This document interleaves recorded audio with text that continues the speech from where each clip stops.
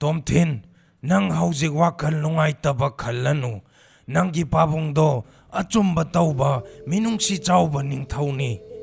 Mahaki maral karisu laikhide. Ngasi nakhoi pabung amadi nachil nanauna awafamda tariba asi mantri mairi khomba na thokanba ngaktani. Haujikti nakhoi pabung su leitrabanina mana ningthau oinaba honaraklani. Adunara yaibirelga sunu lebagana ekhoi tacho ibani hatkani harido. Mani yaibirelga sunu leimaga makhoi ani su mapagi yathang illibani. Adubu nang waganu nakhoi nachil nanauda sokannaba honarakpa khuding aina mayoknagani. Mara leijadraba chinglai marum ase magi mamagi manak yaunaba amukta thilam khisi. Ado Keimi, chinglai mamagi manak yauna chatkadaba kaya walige. Pangsang di sangdre potha potha adum chatlasi.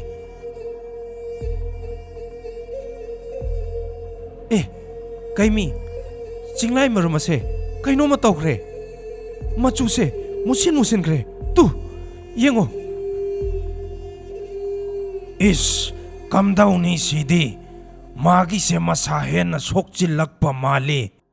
Amai ba mada yengan bana pharoidra. Tacho, mafam sida kadadagi amai bano tacho. Lao matam mangal lagumsi aikhoi chatnaba tawrasi.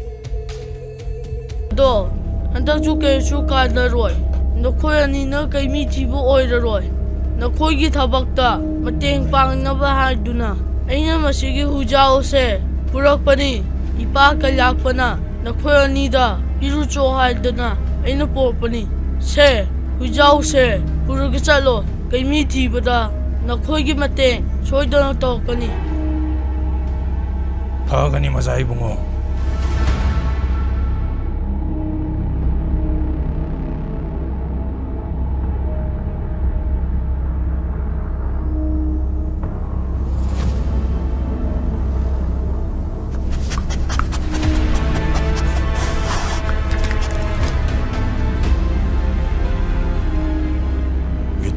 Keimo, hui asina Keimi gi khudam sangtam khara phangba mali. Kaijamba ai su khalli bani ining thau kailak panai khoida sinarappo huijaw asina Keimi bu thibada soidana mateng pangani thajai.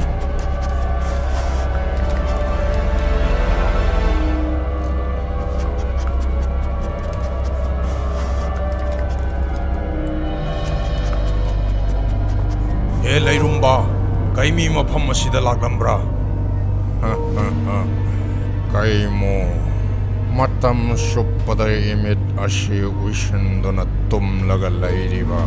Singjaw ingonda Keimi ubra haina hanglibasi yamna nokningba wafamni. Lairumba, koithok tu nanganglanu. Hayo, Keimi nangi nanakta laklambra. Kaijamba mafam sida Keimi lakhiba leite ai Keimi kadai da lei haiba khangde. Lairumba, aikhoi gi huisina Keimi mafam sida laklami haibagi khudam changtam kanna piri nang asengbado aikhoi da hayu natrabadi ining thau kai singlai gi jairak phangani. Keimo Soraren lai shrap tagi sairak phangdona wana khang liba ingonda kai singlai na karamba sairak amuk pigadawribano haujekte ai kari shuakiba phaudre aina hairibasi achumbani Keimi mafam sida lakhide. Marup Keimo, aikhoi gi matam mangnabani. Lao, Keimi gi khongul makha tana lirurasi.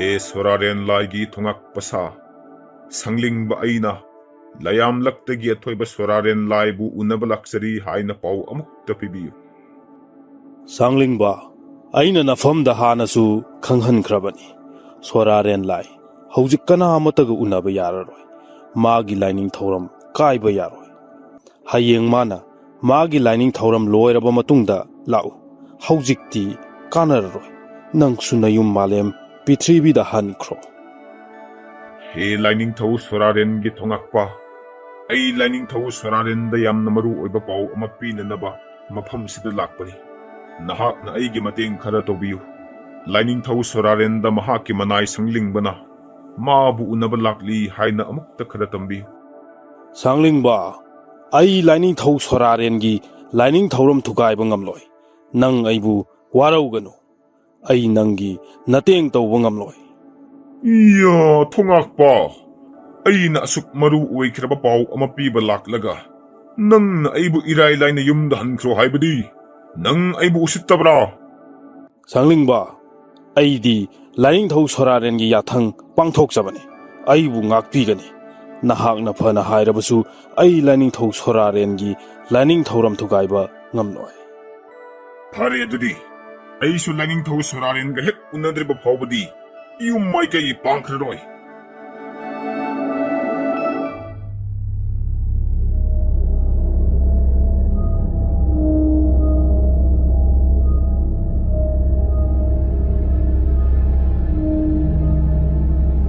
मरुप कैजाम्बा inning थौ कैलाकपुना पिरकपा हुई असिना अखोइबु पुरिबा लंबी सिगी मतुंग इन्नदी chemo लेरुम्बगी मनाक्ता सोइदना लेरमगनी महागना अखोइदा मचिन थीबा ओइरमगनी ओइरमबा याई ता ओइ असिना हेक पुबा मफम मदु यौना सत्रसी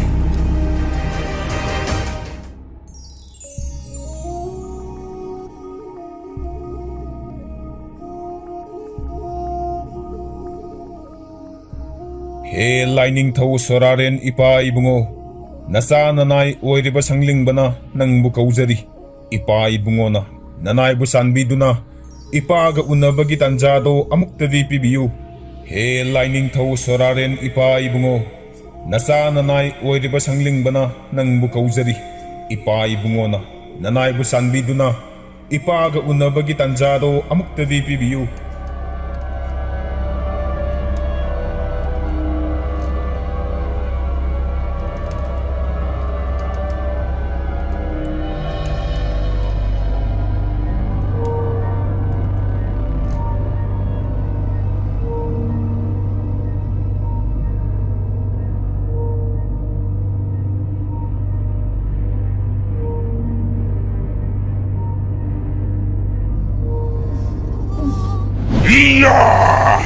अदु ओइरबदी नखोइ लोइना ngasiदी अइगी खुट्टा थावाइ थाबने इया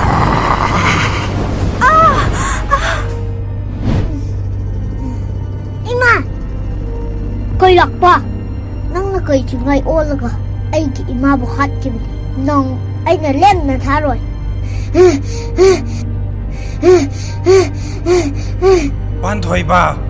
पांथोइबा नंगना चेलिबदु कदाइदनो नंग ngaikho पांथोइबा ngaikho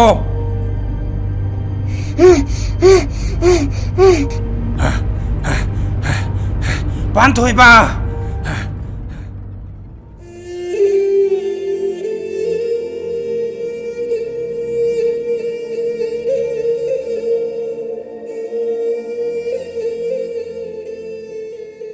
इमागी इमोम लाइजलिंबी इचागी नुक्सिरबा सकफमदो उरक्तबा नुमित फना यामसिलकले नमादी पागल सोनबी ओइरुबना इचागी करिसु तौबा ngamdre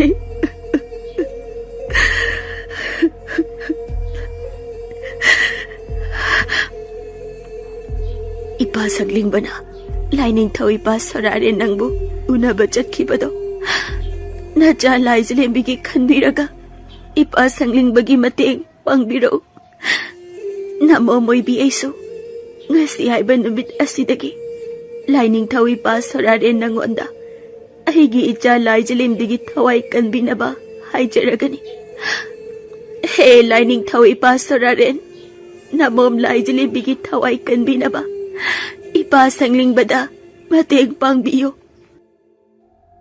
ꯍꯦ ꯂꯥꯏꯅꯤꯡꯊꯧ ꯏꯄꯥ ꯁꯣꯔꯥꯔꯦꯟ, ꯅꯃꯣꯝ ꯂꯥꯏꯖꯂꯦꯝꯕꯤꯒꯤ ꯊꯋꯥꯏ ꯀꯟꯕꯤꯅꯕ ꯏꯄꯥ ꯁꯪꯂꯤꯡꯕꯗ ꯃꯇꯦꯡ ꯄꯥꯡꯕꯤꯌꯨ꯫ ꯍꯦ ꯂꯥꯏꯅꯤꯡꯊꯧ ꯏꯄꯥ ꯁꯣꯔꯥꯔꯦꯟ, ꯅꯃꯣꯝ ꯂꯥꯏꯖꯂꯦꯝꯕꯤꯒꯤ ꯊꯋꯥꯏ ꯀꯟꯕꯤꯅꯕ ꯏꯄꯥ ꯁꯪꯂꯤꯡꯕꯗ ꯃꯇꯦꯡ ꯄꯥꯡꯕꯤꯌꯨ꯫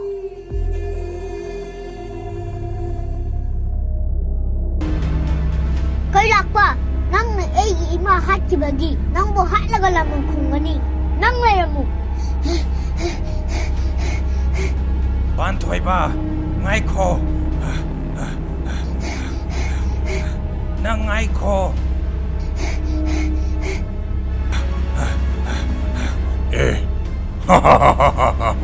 ꯑꯁꯤꯗ ꯆꯦꯜꯂꯛꯂꯤꯕ ꯑꯉꯥꯡ ꯃꯆꯥꯁꯤꯗꯤ ꯀꯩꯃꯤꯅ ꯌꯣꯛꯄ ꯏꯅꯤꯡ ꯊꯧꯅ ꯀꯣꯏꯊꯤ ꯊꯤꯔꯤꯕ ꯑꯉꯥꯡꯗꯨ ꯅꯠꯇ꯭ꯔꯅꯦ?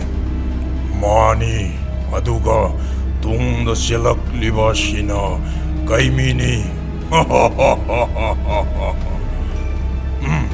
ꯉꯁꯤꯗꯤ ꯑꯩꯈꯣꯏꯒꯤ ꯂꯥꯏꯕꯛ ꯐꯕ ꯅꯨꯃꯤꯠ ꯍꯥꯏꯕꯗꯨ ꯊꯣꯛꯂꯔꯦ.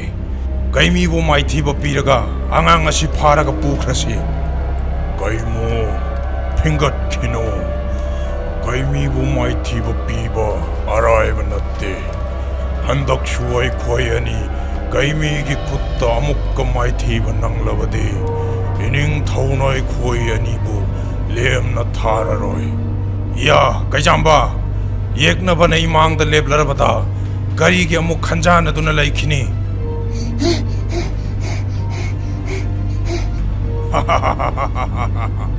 ꯑꯉꯥꯡ ꯃꯆꯥ, ꯅꯪ ꯑꯃꯗꯤ ꯀꯩꯃꯤ ꯅꯈꯣꯏ ꯑꯅꯤ ꯉꯁꯤꯗꯤ ꯅꯁꯥꯅ ꯅꯈꯣꯡ ꯊꯣꯡꯅ ꯅꯃꯪ ꯊꯤꯕ ꯂꯥꯛꯂꯦꯗꯣ.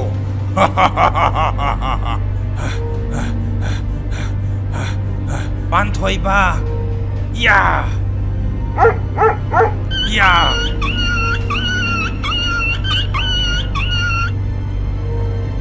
ꯌꯥ ꯀꯩꯃꯤ, ꯅꯪ ꯉꯁꯤꯗꯤ ꯑꯩꯒꯤ ꯈꯨꯠꯇ ꯂꯣꯏꯕ ꯇꯥꯔꯦꯗꯅ.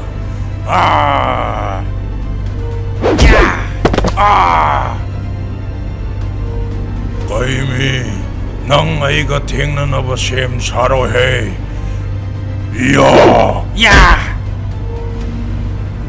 ꯀꯩꯖꯥꯝꯕ, ꯅꯪꯁꯨ ꯆꯩ ꯆꯥꯅꯤꯡꯂꯕ ꯅꯠꯇ꯭ꯔꯥ? ꯌꯥ.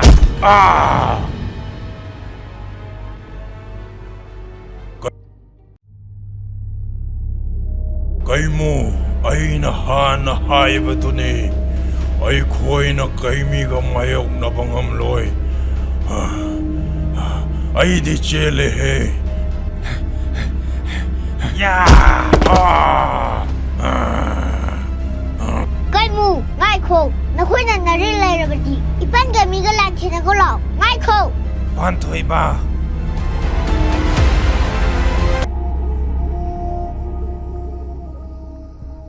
ꯍꯦ ꯂꯥꯏꯅꯤꯡꯊꯧ ꯁꯣꯔꯥꯔꯦꯟ ꯏꯄꯥ ꯏꯕꯨꯡꯉꯣ, ꯅꯆꯥ ꯅꯅꯥꯏ ꯑꯣꯏꯔꯤꯕ ꯁꯪꯂꯤꯡꯕꯅ ꯅꯪꯕꯨ ꯀꯧꯖꯔꯤ.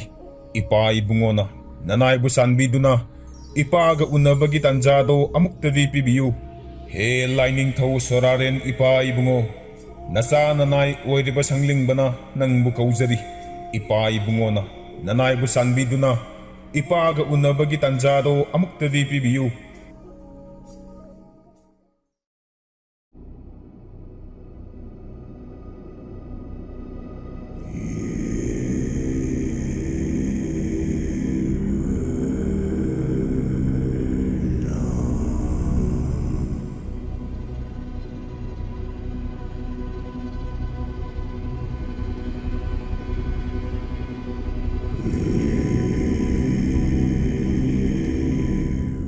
ꯂꯥꯏꯖꯂꯦꯝꯕꯤ, ꯑꯩ ꯅꯪꯉꯣꯟꯗ ꯄꯥꯎ ꯑꯃ ꯇꯝꯒꯦ ꯍꯥꯏꯗꯨꯅ ꯅꯅꯥꯛꯇ ꯂꯥꯛꯄꯅꯤ. ꯀꯩ ꯂꯥꯛꯄꯅ ꯀꯩ ꯆꯤꯡꯂꯥꯏꯕꯨ ꯃꯥꯒꯤ ꯃꯈꯨꯠꯇ ꯄꯥꯏꯈ꯭ꯔꯕꯅꯤꯅ ꯍꯧꯖꯤꯛꯇꯤ ꯀꯩ ꯂꯥꯛꯄꯕꯨ ꯀꯅꯥꯅꯁꯨ ꯊꯤꯡꯕ ꯉꯝꯂꯔꯣꯏ. ꯍꯧꯖꯤꯛꯇꯤ ꯀꯩꯃꯤ ꯀꯩ ꯂꯥꯛꯄꯒꯤ ꯈꯨꯠꯇ ꯁꯣꯏꯗꯅ ꯃꯥꯏꯊꯤꯕ ꯅꯪꯂꯅꯤ. ꯃꯣꯏꯇꯦ, ꯀꯩ ꯂꯥꯛꯄꯒ ꯅꯪꯒ Nakhoi anina longnam tawduna kai singlai bu hingat hanbani. Sorarin laigi meeting dadi kai singlai laikidaba kuire. Maram asina nakhoi anina Sorarin ipa ibungogi apambagi mayokta thabak tawkhrabanina. Haujikti kai lakpa amadi nakhoi ani ipa ibungogi chairak sungsoi soidana fanglani. Lai Zelembi, hojikti Soraren lai magi malem prithibi asida lakpa yakhiroi. Mahakki lining matam loidri. Maram aduna Soraren laina hojik aikhoida karisu tawba ngamloi.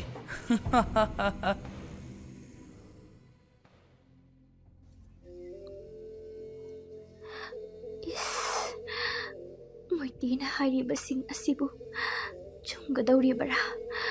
Sorarin ipa ibungodi magi lining matam haukrabadi. Magi lining thugaiba kanagisu matik natti. Ay khangi ipa ibungo sanlingbana aibu kanbinaba. Lining thau Sorarin ipa ibungogi manakta soidana chatlamgani.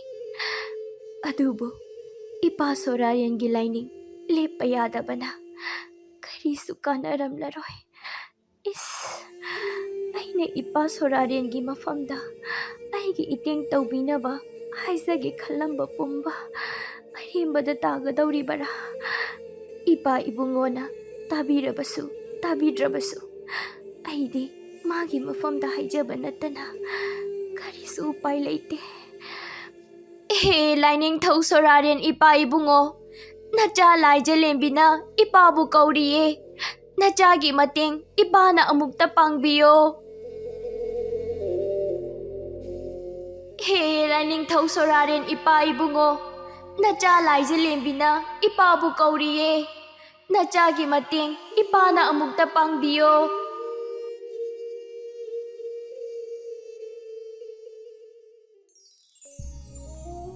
Lining thau Sorarin ipa ibungo Nacha lai Zelembina ipabu kauriye. Nachagi mateng ipana amukta pangbiyo. Lining thau ipa Soraren namom lai Zelembigi thawai kanbinaba ipa sanglingbada mateng pangbiyo. Lining thau Soraren ipa ibungo nasa nanai oiriba sanglingbana nangbu kauzari. Ipa ibungona nanai bu sanbiduna ipaga unabagi tanjado amuktadi pibiyu. Kari matawno tawribasibo maikai kayadagi lining thau Sorarin bu kaurakpagi khonjel tana pumninnille. Lining thau Soraren ipa ibungo Nacha lai Zelembina ipabu kauriye. Namom lai Zelembigi thawai kanbinaba ipa sanglingbada mateng pangbiyo. Ngaiko aina tariba khonjel sing asi khangbagum loina tawida. Khonjel sing asibu malem prithibidagi kaurakpa khonjel ngakta natra.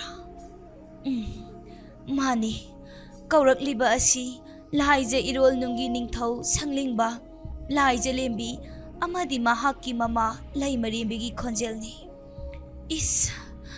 Makhoi ahumna matam amatada chap manana lining thau Sorarin bu kaurakpadi achauba khudongthiba ama soidana leiramlagani. Ai haujimak chattuna lining thauda pau asi pirudaba yadre.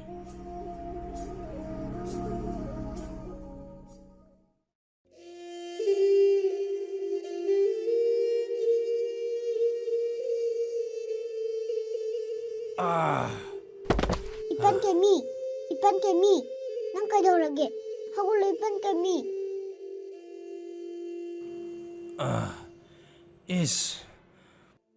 Panthoiba Ipan Keimi yamna warene. Kok sisu yamna ngaure. Ipan Keimi, nang aibu samnuko. Aigi mangda kai chingaina akhoi imabu halamba ubada ai samanduna kai chingai hatkena tanarambani. Aina maram oraga nang yamna waramani Ipan Keimi. Panthoiba Ipan Keimi wamanduna taubani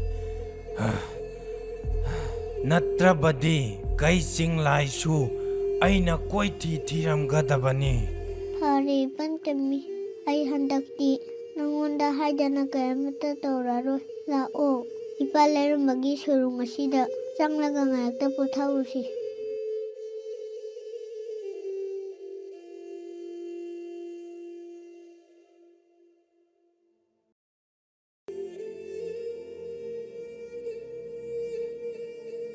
ꯍꯣ ꯏꯄꯥ ꯂꯩꯔꯨꯝꯕ, ꯁꯨꯔꯨꯡꯕꯨ ꯁꯦꯟꯅꯕꯤꯔꯤꯕ ꯁꯣꯡꯖꯥꯎ, ꯏꯄꯟ ꯀꯦꯃꯤꯒ ꯑꯩꯒ ꯁꯨꯔꯨꯡ ꯃꯅꯨꯡꯁꯤꯗ ꯉꯥꯏꯍꯥꯛꯇ ꯄꯣꯊꯥꯖꯒꯦ꯫ ꯑꯗꯨꯅ ꯁꯨꯔꯨꯡ ꯃꯅꯨꯡꯗ ꯃꯤꯇꯣꯞ ꯀꯅꯥꯇ ꯆꯪꯗꯅꯕ ꯁꯣꯡꯖꯥꯎꯗꯣ ꯊꯤꯟꯖꯤꯟꯕꯤꯔꯣ꯫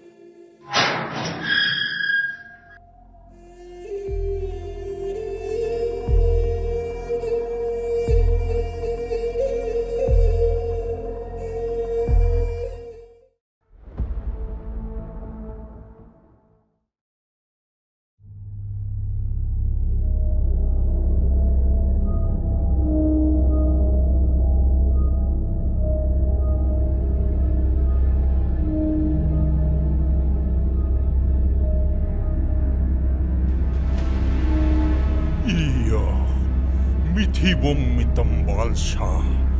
Nakoy da sijakrohe. Hanjin hanjin. Keimi gi kutta mai thiba nang laba. Nasak singdo. Aingon da amuk anna utlanu. Zatkro chatlo. Ah! Nakoy na keimi gi khongul liba. Oi thok laroi. Haujik mak ai isa chattuna. Keimi bu loshilurage. Hayo, nakoy keimi kadai da thingragi. Hayo. Keimi di lairum bana sing olaga lairiba sing sang na pom gi lambi amada mahak kaloinana nupa masadusu laihobani ningthau. Iya, Keimi, nang ai bungairam mo khangani do.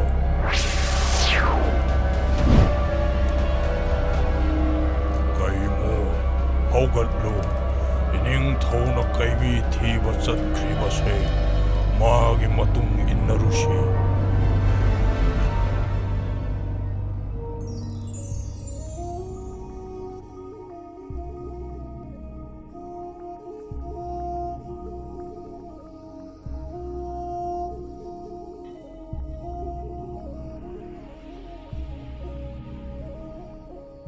He lining thawo.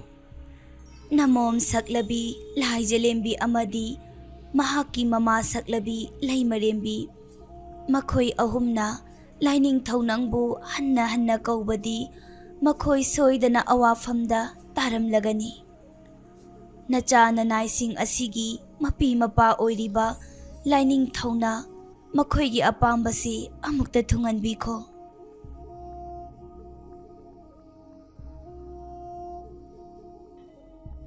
Lining thou soraren ipa ibungo. Malem pitribi dagi lakpa nasa nanay oiriba sangling bana. Mapam asida laklaga ipabu amukta unazage haiduna hangat pada. Nanay na lining thaugi lining kaigani khanjaduna sanghan khidabani.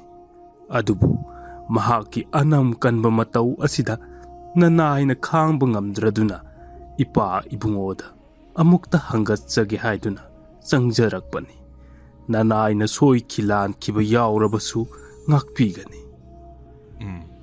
Aigi asan be nai sangling ba amadi isa shaglabi laija lembi mama masana aibu kaubugi maram isam samba oiram loi makhoi awa phamda soidana taram lagani thongakpa satlu Sangling babu mapam masida kaushallu. Phagani ipa ibungo.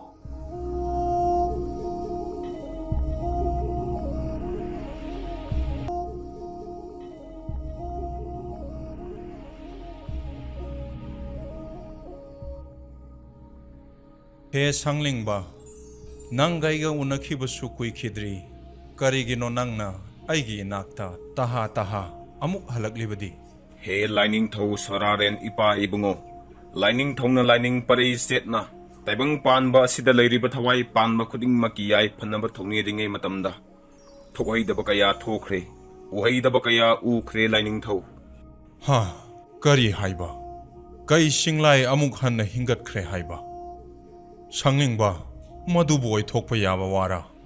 nanaina thamjariba wafam pomba asengba ngaktani kai singlai hanagi matogum saphonglakle mahakna kaimi gi thodang lauduna asumbagi damak lanthingnariba loikhabu hat kadabagi koitan tanaduna leire Kai singlai di mapun si loikrabani. Kai lakpa madi moite na lautu naraga. Loikha hat na bo hotnabada. Kai singlai bu sijinabani. Launam nam thak tauba makhoi sing adusu aina lem na khak thakraroi. Phare sanglingba. Haujikti nang na aigi ipham da kai singlai gi maramda pau pirabanina. Haujikti aina phanaba sillani. Laije lembibu kai lakpagi makhuttagi kannaba aina sillagani. Aigi sanupi laimarembida pau ase piruro. Kai lakpabu maithiba piraga kai mina laije lembibu soidana kalakhini. phagani pai bungo Aduga wafam amana loikhagi mateng hek pangkhiba numit adudagi lairumba magi maral koklabani. Mahak mahausagi phibamda amuk hanjillaklagani. Makha tana loikhagi mateng pangkho haina sorare naina hairak I haiduna mangonda paudamu. phagani lining thau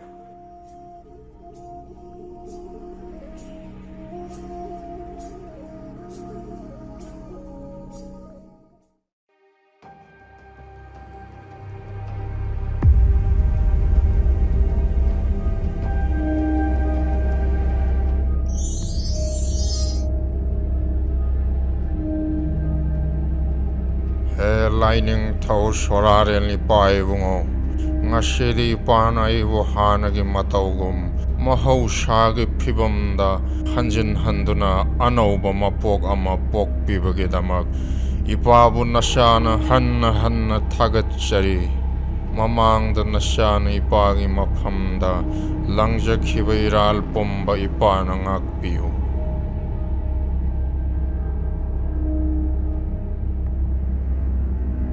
Hey Lairumba, lining thau sorarena nangina phamda paujil ama piramu haiduna ai nangina nak pasanglakpani laije irol nungining thau sanglingba lining thau sorarena ai kari karamba yathang pibirakpa singnaba laitana iphamda takpi ngasi haiba nimit asidagi nangin naral pumba kokle haiduna lining thau sorarena takpiri aduga makha tana loikhagi mateng pangko haina takpiri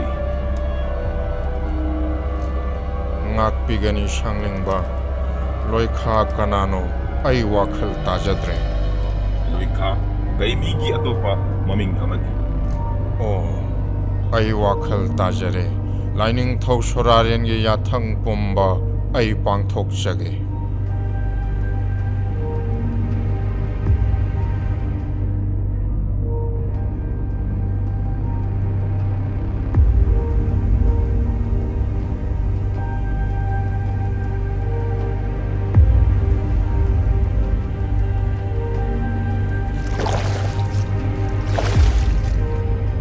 Ipagi imom ibema ipa lakliye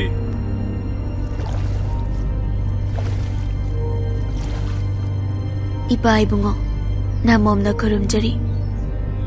Punsi nung sang na panbo oyu isa sidi ngasidi isa gi maphamda nungai ra pau amatanggi haiduna kentaba tawda ipa nang ginanakda laklabani Ipa ibungo, lairing thau ipa ibungo sararena macha iba ikhoigi wakatta biraklabra.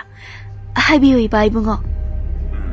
Mani imom ibema lining thau sorarenda kaising lai ge maramda pau loinamak piramle mahakna kaimi bu hat kadabagi kuithi thiri haibasisu khanghalamle lining thau sorarena karisu waranu kaising lai bu maithi ba piraga lai se lembi bu soidana kalakhigani haina aingonda thasaba pirakle hausikdi umnamak lining thau sorarena hanaba sillagani kaising lai maithi ba piragani aduga imom lai se lembi bu ꯃꯐꯝ ꯑꯁꯤꯗ ꯁꯣꯏꯗꯅ ꯄꯨꯔꯛꯂꯒꯅꯤ.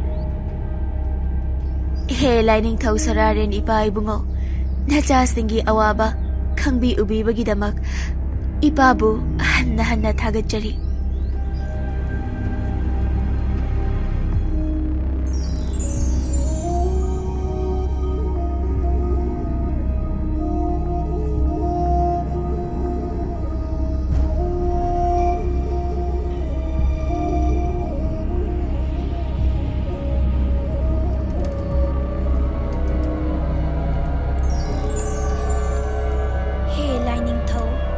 ꯅꯆꯥ ꯅꯅꯥꯏꯁꯤꯡꯒꯤ ꯀꯔꯤ ꯀꯔꯝꯕ ꯃꯇꯦꯡ ꯄꯥꯡꯕꯤꯒꯗꯧꯔꯤꯕꯅꯣ? ꯅꯅꯥꯏ ꯅꯨꯄꯤꯗ ꯑꯃꯨꯛꯇ ꯇꯥꯛꯄꯤꯔꯝꯃꯨ. ꯂꯩꯃꯔꯦꯝꯕꯤ, ꯑꯩꯗꯤ ꯍꯧꯖꯤꯛ ꯃꯥꯂꯦꯝ ꯄ꯭ꯔꯤꯊꯤꯕꯤꯗ ꯈꯣꯡꯗꯥꯕ ꯌꯥꯗ꯭ꯔꯤ. ꯑꯩꯒꯤ ꯂꯥꯏꯅꯤꯡ ꯃꯇꯝ ꯂꯣꯏꯗ꯭ꯔꯤ. ꯃꯔꯝ ꯑꯁꯤꯅ ꯂꯣꯏꯈꯥꯒꯤ ꯃꯇꯦꯡ ꯄꯥꯡꯅꯕ ꯀꯩꯃꯤꯕꯨ ꯃꯥꯂꯦꯝ ꯄ꯭ꯔꯤꯊꯤꯕꯤꯗ ꯊꯥꯔꯒ ꯑꯩꯒꯤ ꯊꯧꯗꯥꯡ ꯄꯨꯝꯅꯃꯛ ꯃꯉꯣꯟꯗ ꯁꯤꯟꯅꯈ꯭ꯔꯒꯦ. ꯍꯦ ꯂꯥꯏꯅꯤꯡꯊꯧ, ꯀꯩꯃꯤꯗꯤ ꯊꯋꯥꯏ ꯑꯣꯏꯅ ꯂꯥꯏꯔꯝꯂꯦꯟꯗ ꯇꯤꯟꯗꯨꯅ ꯂꯩꯔꯕꯅꯤ. ꯀꯝꯗꯧꯅ ꯃꯍꯥꯛꯅ ꯂꯣꯏꯈꯥꯒꯤ ꯃꯇꯦꯡ ꯄꯥꯡꯒꯗꯧꯔꯤꯕꯅꯣ? ꯂꯩꯃꯔꯦꯝꯕꯤ, ꯂꯣꯏꯈꯥꯒꯤ ꯋꯥꯈꯜꯂꯣꯟ ꯃꯊꯧꯅ ꯀꯩꯃꯤꯗꯒꯤ ꯇꯥꯗ꯭ꯔꯕꯅꯤ. ꯑꯗꯨꯅ ꯍꯧꯖꯤꯛꯇꯤ ꯀꯩꯃꯤ ꯂꯣꯏꯈꯥ ꯀꯔꯤꯁꯨ ꯈꯦꯠꯅꯕ ꯂꯩꯇ꯭ꯔꯕꯅꯤ. ꯃꯁꯥ ꯑꯃꯠꯇ ꯑꯣꯏꯔꯕꯅꯤ. ꯃꯔꯝ ꯑꯁꯤꯅ ꯀꯩꯃꯤꯒꯤ ꯊꯋꯥꯏꯅ ꯂꯣꯏꯈꯥꯒꯤ ꯍꯛꯆꯥꯡꯗ ꯆꯪꯁꯤꯟꯅꯕ ꯌꯥꯊꯪ ꯑꯩꯅ ꯄꯤꯔꯒꯅꯤ.